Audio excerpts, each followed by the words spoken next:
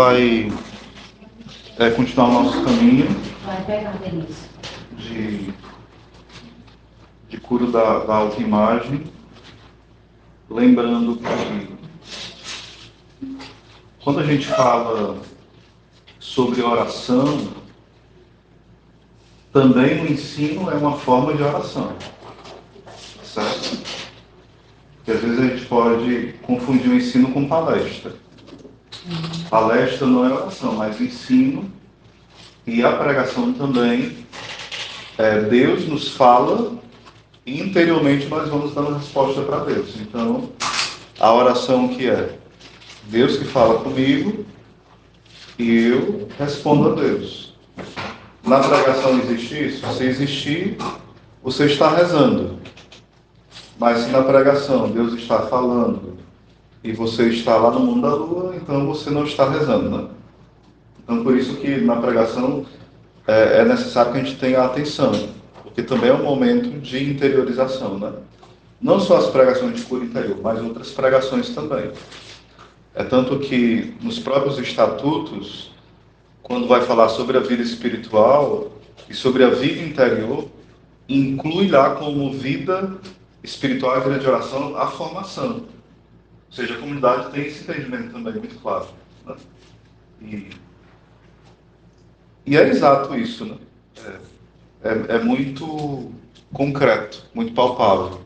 Os santos até falam que quando a voz ressoa de fora, uma outra voz maior ressoa de dentro, que é a voz de Cristo. Então, quando, por exemplo, a voz do pregador atinge o seu coração, não é a voz do pregador, foi a voz de Cristo no seu interior que ressoou. Então, é algo muito mais forte, né? Às vezes o pregador fala uma coisa e você entende outra, que te cura, que te liberta, que te salva, que te santifica. Não é que você entendeu errado, é porque Cristo queria que você entendesse de uma forma mais profunda do que aquilo que aquele que estava pregando poderia expressar. Era muito além. Às vezes acontece muito isso. Às vezes eu estou pregando, a pessoa vem dar um testemunho, eu percebi, não falei nada disso, meu Deus, mas bem seja porque tu quis falar dessa forma para essa pessoa. Não era uma falta de inteligência da pessoa, eu percebi que era uma obra de Deus na pessoa. Então estejam atentos a isso, certo?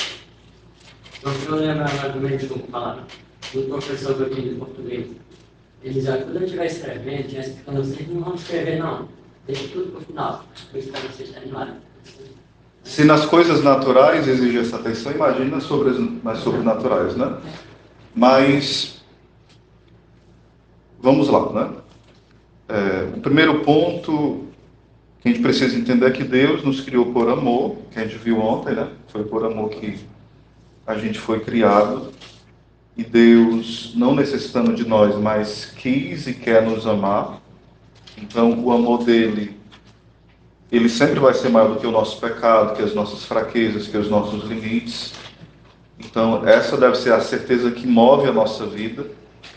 Geralmente, as pessoas perdem o sentido de vida hoje porque a dúvida desse amor, ela é muito forte.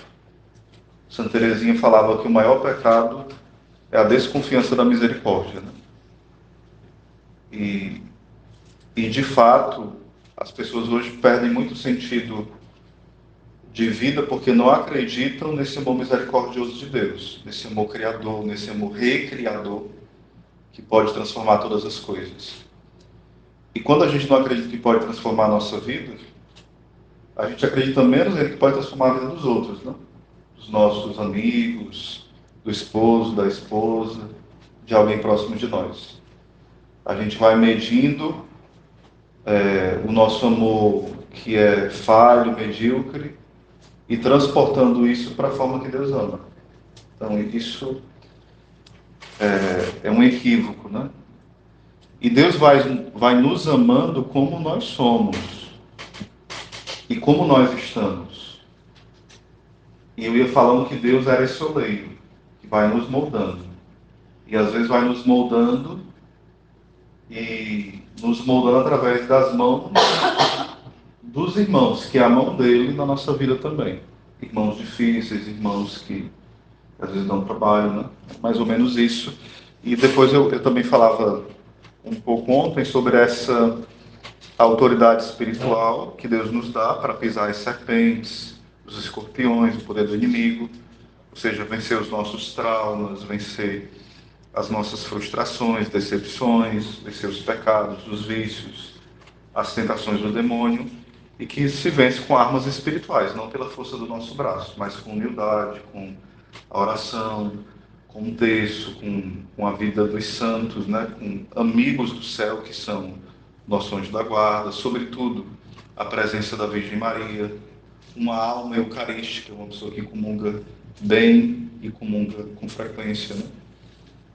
E depois falava desse ato de compaixão com os nossos irmãos. Precisa ter, transbordar a bondade para com os irmãos, porque São João da Cruz fala que o amor com amor se paga, mas a gente pode se perguntar, e o mal se paga com o quê? Com amor também. Porque aquilo que o amor não vencer, nada mais vence. Nada. Não é o grito. Em Zacarias tem uma passagem que fala assim, no profeta Zacarias, né? Não é pela força nem pela violência, mas é pelo Espírito de Deus. E às vezes a gente quer se converter e ser santo pela nossa força e nossa violência. E fazer isso com os outros também, né? Você tem que fazer tal coisa, você tem que mudar. Ou então dizemos isso conosco mesmo, né? E a gente vai com todo o ímpeto e as quedas são maiores do que a gente pensa. Então a gente se frustra com os outros e conosco mesmo, né? E até com Deus. Senhor, por que deixou eu cair, né? É claro, porque você foi sozinho, não contou comigo. A sua força só dá nisso, né? É o canto das ilhas lá, né? A sua força só atrapalha, né? Não quer dizer que Deus não conta com a gente, Ele conta. Mas é um contar dócil. A gente tem que ser dócil ao que Deus vai conduzindo, é diferente. Aí entrando já no dia de hoje, essa cadeira ela é um convite à preguiça, assim, a gente fica...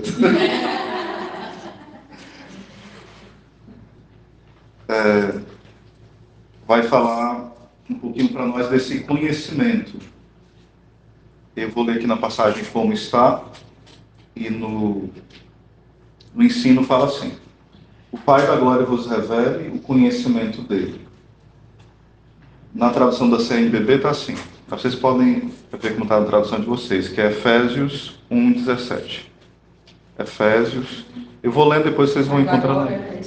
Isso, é o Pai da Glória, o sétimo dia. Nos revele o conhecimento dele. Efésios 1:17.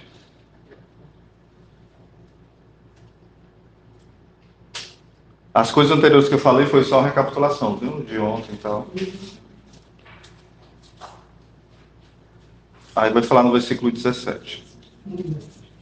Efésios 1:17. Suplicando ao Deus de nosso Senhor Jesus Cristo, o Pai glorioso, que vos dê o espírito de sabedoria e da revelação para melhor conhecê-lo. Ou seja, essa obra de autoconhecimento é uma obra do Espírito Santo. É uma obra que exige também sabedoria. Esse espírito de sabedoria, a palavra sabedoria, ela tem dois sentidos. É alguém que tem uma vida saborosa, uma vida gostosa de ser vivida, que tem sentido. E a nossa vida só tem essa, como diz os jovens, esse timing, né? de se viver mesmo, quando Deus é o sentido, quando o Logos, Jesus Cristo, que é o sentido, né? Quando não, as coisas se tornam vazias, sem rumo, sem direção, a gente fica desorientado, perturbado, né? E a palavra sabedoria também quer dizer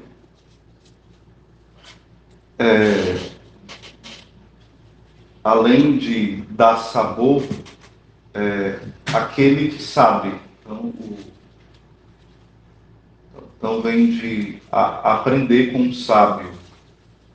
Essas duas coisas, né?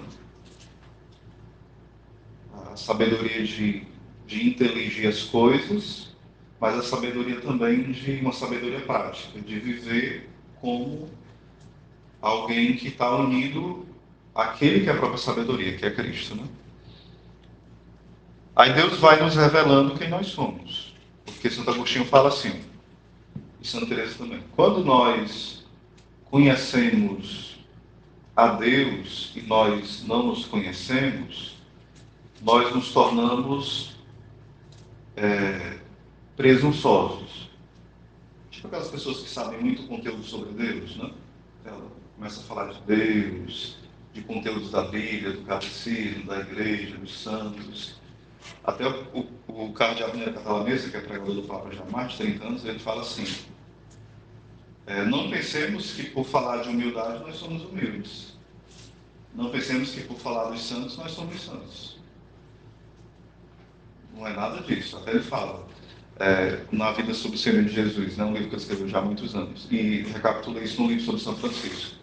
Eu posso estar escrevendo sobre humildade e estar profundamente orgulhoso disso.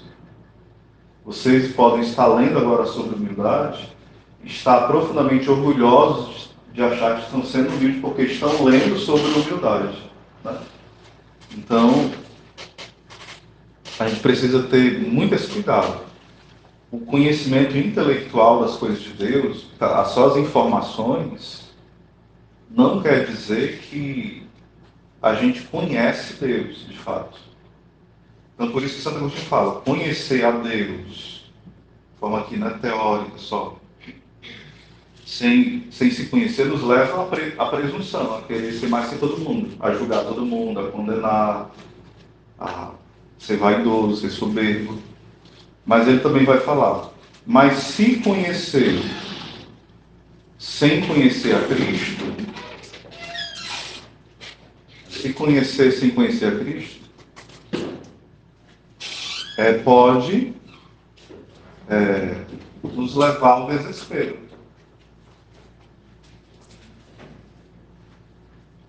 Ou seja, quando a gente começa a rezar, a gente começa a ver nossas misérias.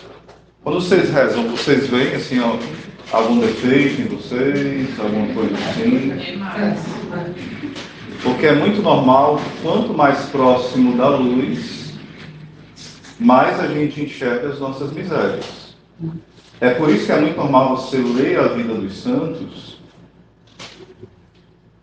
e aquilo que antes para eles era algo normal, agora eles estão mais santos, mas eles veem com mais horror as imperfeições menores. Ou seja, é como se a gente tivesse assim, a gente peca mortalmente, a gente se horroriza. Mas a gente começa a caminhar com Deus e a gente não peca mais mortalmente. Peca só venial, só pecado leve. Mas a gente começa a ter um horror até maior desse pecado leve do que dos pecados mortais. Comparando, entendeu? E tem mais ainda dos pecados mortais. É porque quanto mais próximo de Deus, é tanto que perguntaram a Santa Teresa quando ela estava perto de morrer, né? Ela tremia, às vezes, um certo... não era um pavor, não era um desespero, um certo medo. Aí perguntavam para ela, por que você está assim? Você está com medo do inferno? Não, eu não vou para o inferno. Eu sei que eu vou contemplar Deus.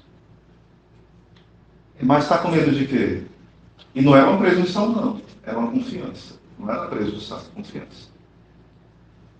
E o que é? Purgatório, coisa do tipo? Ela não. É o temor da santidade de Deus. Ele é santo. Ou seja, mas entender, esse temor não é um temor de medo que apavora, mas é de surpresa. Tipo assim, quando você vê alguém... Os homens têm essa experiência, as mulheres nem tanto. Os homens têm. Quando o homem vê uma mulher muito bonita, muito bonita, é explicado pela psicologia que ele perde o senso do... Se for uma mulher muito linda e o homem não for treinado, se for ainda ele perde por alguns segundos, né? Se ele não for treinado, se ele não tiver, se ele não tiver num grau aí de virtude, ele fica meio assim desorientado. Tipo assim, estiver sendo atendido no caixa. Isso é normal, é da psicologia do homem. Não vai ser casado, ser um padre, ser um solteiro, um celibatário.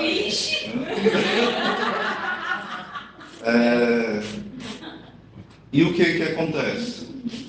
Fica por um tempo assim, se alguém chegar ali e perguntar assim, ei, ô Joaquim, hã? O que foi, cara? Não, nada não. Ou seja, ele está ali embasbacado com aquela mulher bonita que passou. E eu não falo nem de roupas imorais, não. Uma pessoa bonita, a beleza. A beleza deixa ele totalmente assim, fascinado. Mas isso é largadão, né? Isso. Largadão, né? E antes do pecado até. Exato. Antes do pecado. Só que agora complica porque tem o pecado. Exatamente. Aí o olhar fica desordenado, né? Mas é a beleza da criação de Deus. É tanto que quando o Adão veio, ele fala o quê? É carne da minha carne, ossos dos meus ossos. Ou seja, ele fica assim. É o primeiro poema ali, né? Exato. É tanto que os estudiosos falam que Gênesis, o gênero, o início é um gênero poético. Os primeiros capítulos. A forma que está escrita é de poesia. Então, quando Adão fala ali, o primeiro ato, ao ver um ser humano, é recitar uma poesia.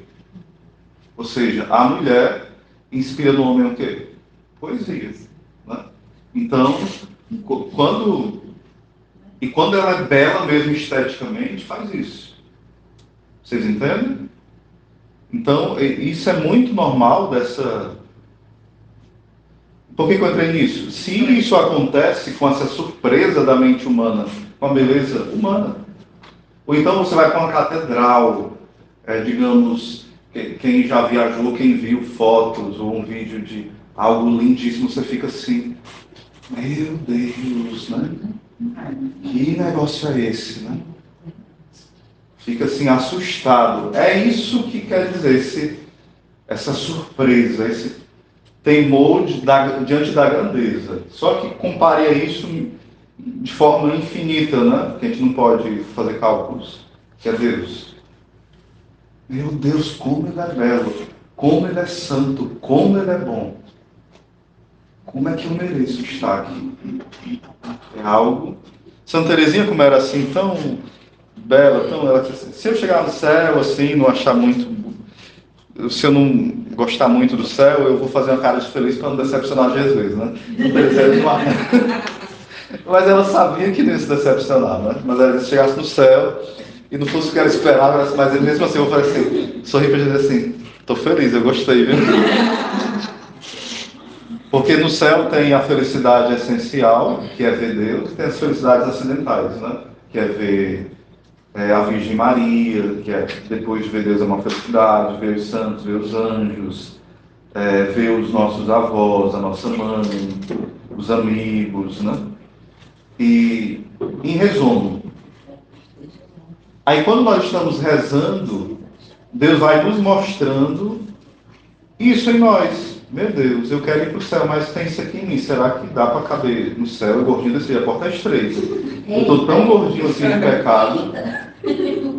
Meu Deus do céu. Eu tenho que queimar essas gordurinhas de pecado. Aí a porta é estreita. Senhor, me ajuda, né? Então a gente precisa entender que, à medida que nós vamos nos conhecendo, nós vamos vendo o que é excesso. Que não dá para entrar no céu com esse excesso.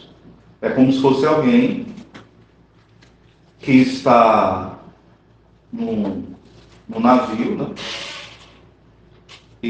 Ou num barco, e de repente ele percebe que está afundando. O que ele vai fazer? Ele vai jogar tudo que é excesso para o barco afundar o mais demorado possível, ele ter tempo de ser salvo por alguém.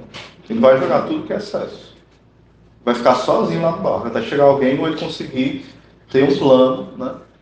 Até perguntaram uma vez para um rapaz, se você estivesse assim, numa ilha, o que você queria, né? Aí um disse, eu queria uma mulher muito... E aparecesse... que você queria como desejo? Não, eu queria, assim, muitas riquezas lá na ilha. Não, eu queria uma mulher muito bonita comigo. Outra, eu queria isso. Aí o outro, eu queria um manual que me ensinasse como fazer um barco para sair da ilha, né? Só isso, nada mais.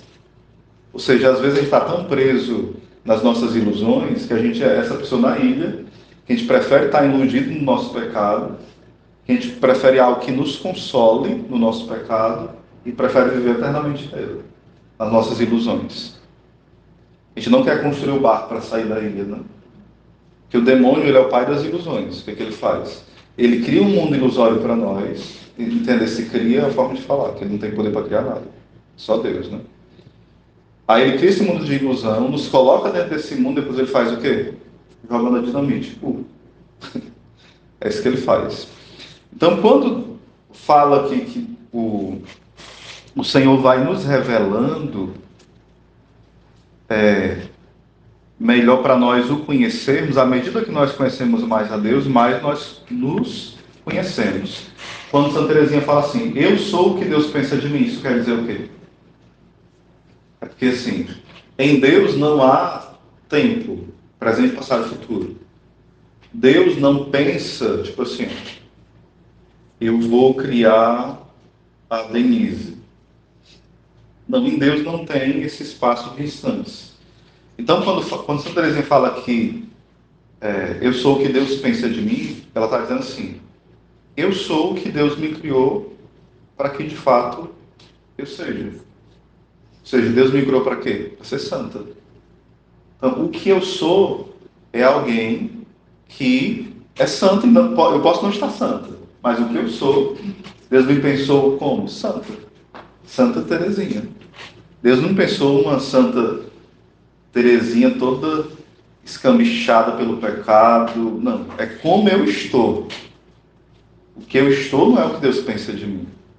Porque às vezes quando a gente escuta essa frase, a gente pensa assim, o que Deus pensa, o que Ele acha de mim? Ele não acha nada de você, Ele pensou para você ser santo. A Michelle é santo, o José é santo, nada diferente disso. Ele não pensou em ninguém condenado no inferno. Ele não pensou em você santo. Então, aquilo que pensam de você não importa. Aquilo que você pensa de você, menos ainda. É o que Deus pensa de você. Ele pensa em você no céu e em altas moradas. O mais alto grau de santidade que você pensar, Deus ainda quis mais, uma santidade ainda maior para você. Né? Então, a gente não tem que pensar pouco. Santa Teresinha, por exemplo, uma certa vez falaram para ela, Irmã Teresinha, você não se acha muito vaidosa? Você querer ser como a Irmã Teresa, como a Madre Teresa, Santa Teresa de Ávila, né? Querer ser como ela? Ela não, mas o Senhor fala que nós devemos querer ser perfeito como o Pai é perfeito. Eu estou apenas querendo ser como a Mãe Teresa. Então isso é bem menos, não é? Não? Santo tem assim umas respostas aqui. Boa. Como disse Alice, vai encabular um bode, né?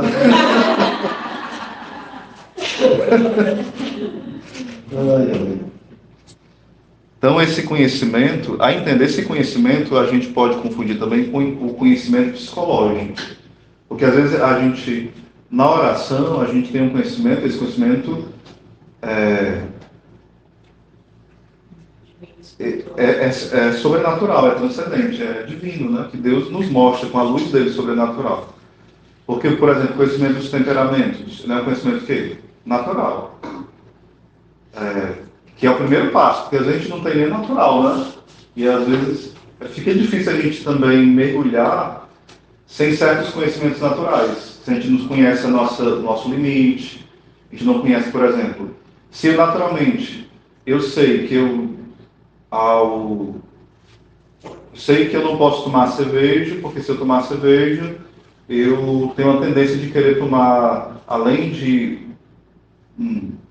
apenas uma latinha, eu quero tomar 50. Se eu perceber minha essa tendência, naturalmente, eu vou fazer o quê? Não tomar. Por exemplo, eu tenho essa tendência ao alcoolismo. Eu percebi isso em mim quando eu era adolescente. Se eu tomar um pouquinho, eu quero tomar todas. Pode trazer que eu tomo. Então o que eu fiz? Eu fiz uma obra de renúncia. Se alguém me oferecer um pingo de vinho, um pingo de cerveja, eu não provo nada. Tanto que se eu fosse ser sacerdote, ou se um dia eu chegar a ser, né, não sei, os planos de Deus, eu vou ter que fazer uma luta descomunal, né, em relação a isso, né, e ordenar bem direitinho, porque eu percebo essa tendência, né, essa desordem. Mas eu conseguiria fazer isso, ser temperante? Sim, mas eu não vou arriscar. Eu percebo que eu conseguiria, hoje, com a maturidade que eu tenho, conseguiria, né? Mas eu não quero arriscar. É melhor não mexer com essa minha desordem, né? Então já tem mais de 20 anos que eu não provo em bebida. Eu percebi essa desordem. Então não vou oferecer por aqueles que também têm essa desordem, né?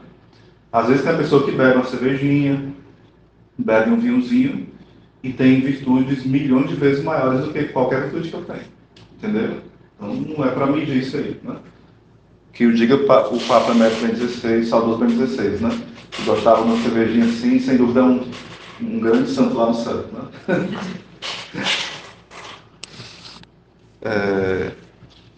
Então, conhecer os nossos limites, conhecer essas coisas simples, né? Conhecer que eu tenho que dormir mais cedo, conhecer que tal coisa me irrita, são conhecimentos naturais, que é bom que a gente tenha também. A gente precisa saber. Mas o conhecimento que está falando aqui é o conhecimento de Jesus revelar aquilo que em nós é defeituoso e que o oleiro vai moldar. Em especial aqui o nosso defeito dominante, né? Que o defeito dominante é algo que a gente precisa perceber. Meu Deus, qual é o defeito que domina a minha vida? Que rege a minha vida? Por exemplo, às vezes tem pessoas que têm um defeito dominante da preguiça. E a preguiça rege a vida dela inteira. Na oração, ela não reza porque tem preguiça. Ela não consegue ir para o grupo de oração sempre no horário pontual, perdão, porque tem preguiça.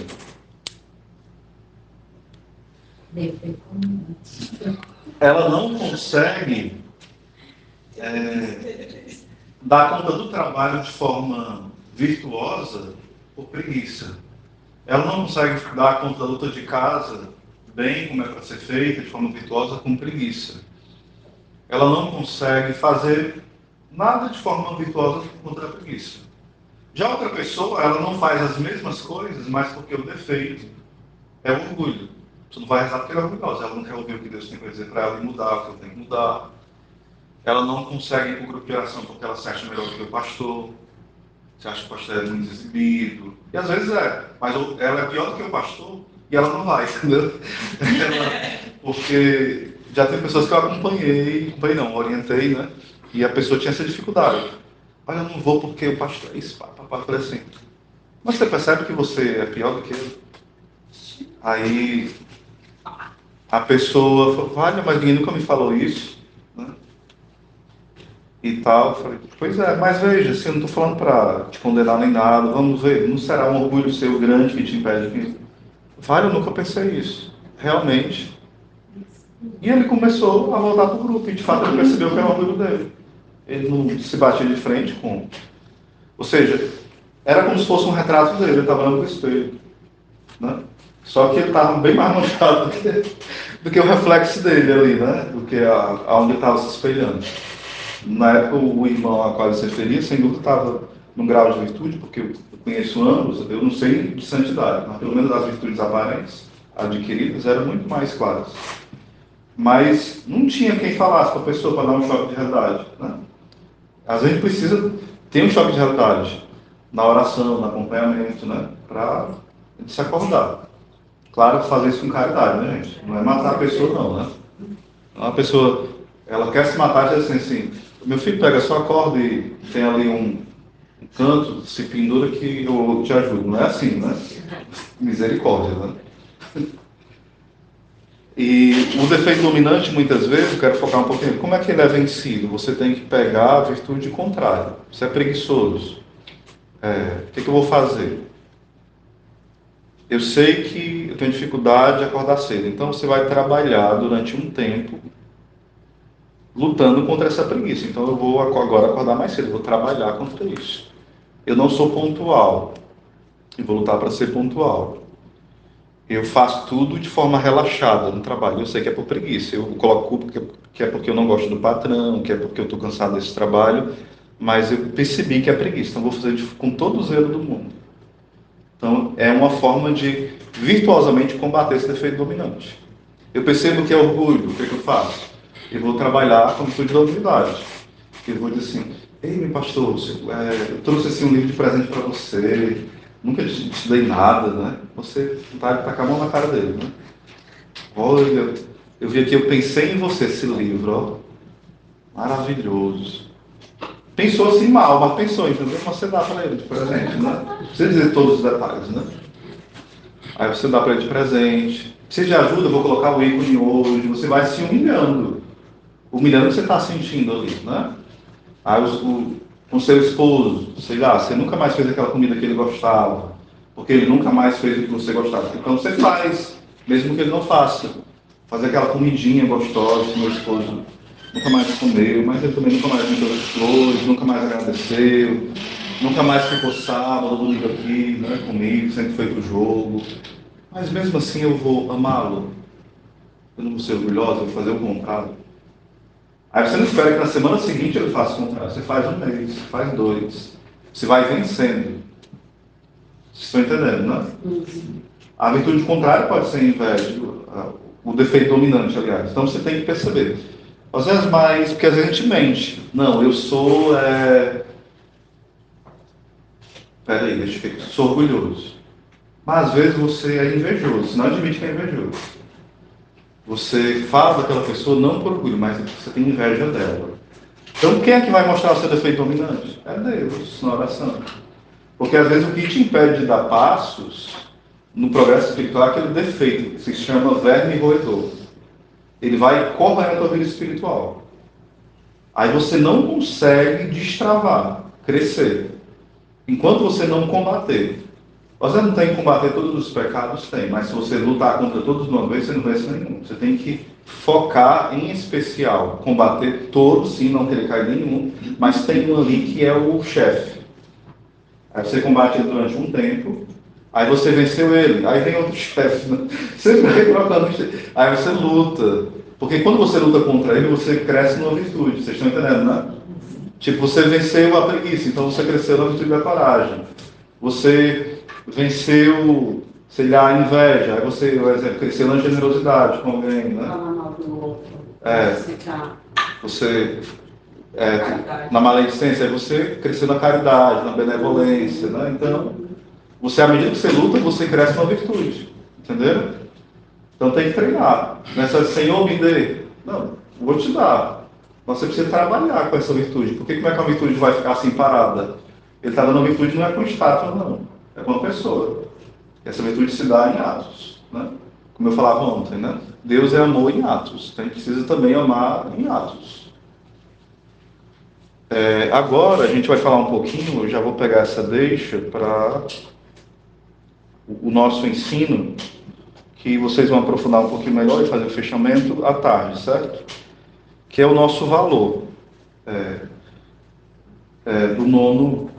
da nona parte, né? Que é: vós valei bem mais que os pássaros. E, se eu não me engano, é Mateus 10, 31, se eu não estiver me equivocado. Deixa eu ver aqui. Que eu não estou vendo a anotação, pessoal. Mas a memória trai, né? E a minha me trai demais.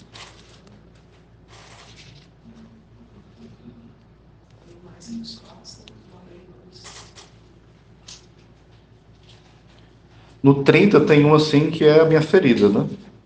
Quanto a vós, até os cabelos da cabeça estão todos contados. Geralmente eu quero pular essa parte. Vocês não sabem por quê, né? Não tenhais medo, vós valeis mais do que muitos pardais.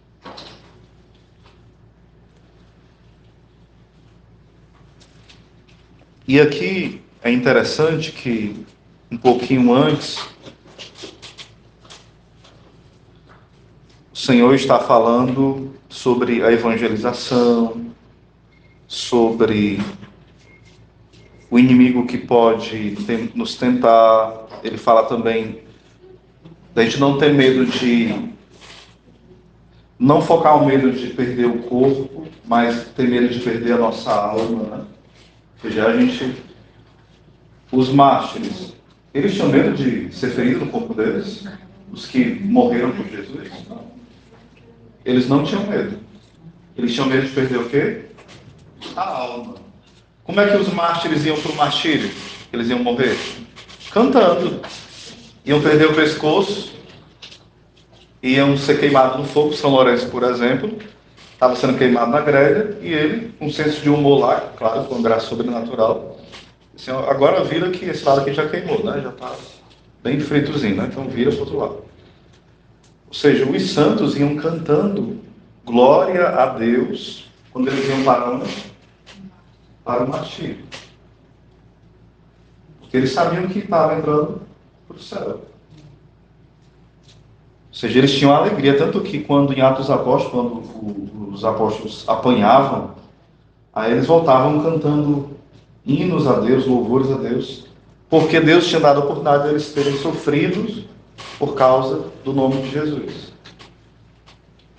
Isso aqui é um grau de santidade muito grande, porque o primeiro grau de sofrimento e de santidade é você ter uma certa paciência diante do sofrimento e aguentar, né? O outro é você até querer o sofrimento, se conformar com a vontade de Deus, se agradar com aquele sofrimento. Mas o terceiro grau, você pede sofrimento. Senhor, me dê sofrimento. Eu quero sofrer por ti, me dê. É santo mesmo. Aqui é santo.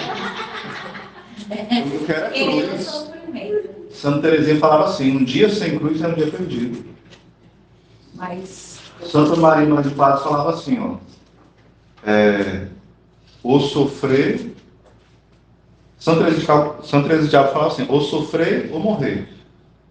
E Santa Maria Madalena de Paz, ela falava, ou sofrer mais ainda. Ela queria sofrer por Jesus, né? Não era um sofrimento masoquista. É tanto que também Santa Maria Madalena de Paz falava assim, que quem reza faz muito. Quem reza e trabalha o apostolado faz mais ainda. Mas quem sofre por Cristo faz tudo.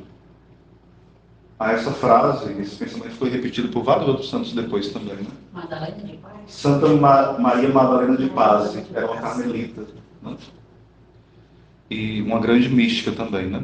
Ela foi vítima sim, se ofereceu como vítima da justiça divina. Ela sabia que tinha alguns padres que estavam em pecado mortal e se perdendo, e ela se ofereceu como vítima pela salvação desses padres, e eles se converteram, né? E Santa Teresinha se ofereceu como vítima da misericórdia. Ela se ofereceu como vítima da justiça. Cada santo tem uma pedagogia, né? Deus tem. E aqui a gente vai entender que Deus se importa conosco. Quando vai falar que nós valemos mais que muitos pardais, o nosso valor é algo tão grande que São João de Ávila fala assim, se houvesse um só pecador, Deus seria capaz de ficar pregado na cruz até o dia do juízo final, esperando por esse pecador para que ele fosse salvo. Isso é muito forte, né? Se fosse um só pecador, o Senhor se faria carne, seria pregado na cruz, e se preciso fosse, ficaria pregado até o dia do juízo final por esse único pecador. Ele não estava falando de forma assim poética, ele estava falando um amor de Deus que é real, que é pessoal, que é único. Ou seja, a gente vale mais que muitos pardais, faz assim. Quando você olha